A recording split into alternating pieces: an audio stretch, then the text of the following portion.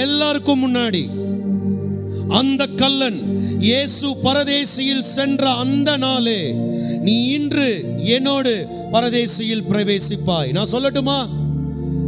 கர்த்தருடைய கிருபை மகா பெரியதாய் பாவிகளை ரட்சிப்பதற்காக, கல்லர்களை தன்னோடு சேர்த்து கொள்வதற்காக, தகுதி இல்லாதவர்களை பரத்தோடு இணைத்து விடுவதற்காக, தேவ நோக்கத்தோடு இணைத்து விடுவதற்காக, சர்வ மகிமைகளோடு இணைத்து விடுவதற்காக கர்த்தர் இன்று தமது கிருபையை பாவிகளுக்கும், துரோகிகளுக்கும், நிர்விசாரமானவர்களுக்கும், தகுதி இல்லாதவர்களுக்கும், ஒன்றுமில்லாதவர்களுக்கும், ஒழுக்கம் இல்லாதவர்களுக்கும், படிப்பு இல்லாதவர்களுக்கும், தாழ்ந்தவர்களுக்கும், சிறியவர்களுக்கும் கர்த்தர் இன்று கிருபையை இந்த மில்லியன் ஃப்ளோ கர்த்தர் அந்த கிருபையை தந்தருளுகிறதை நீங்களும் நானும் அந்த கல்லனுடைய வாழ்க்கையில் பார்க்கலாம்.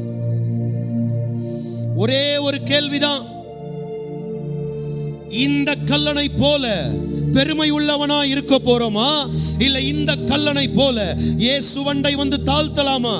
இந்த கல்லனை போல நிந்திக்கலாமா, இல்ல இந்த கல்லனை போல இல்லாண்டவரே என்னை நினைவு கூறுவீராக என்று ஜெபிக்கலாமா? இந்த கல்லனை போல ஒன்றுமில்லாதவனாகவே வாழ்ந்து இந்த பூமியில் சாகலாமா, இல்ல இந்த கல்லனை போல come on, can we arise? There is a God who is giving his hand and lifting up you. நமக்கு ஒரு தேவன் உண்டு.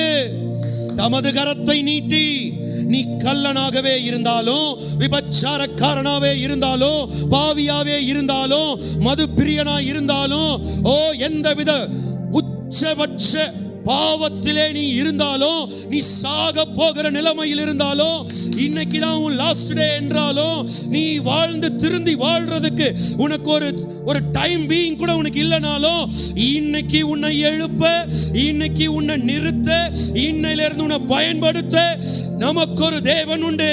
அந்த தேவனின் பெயர் இயேசு.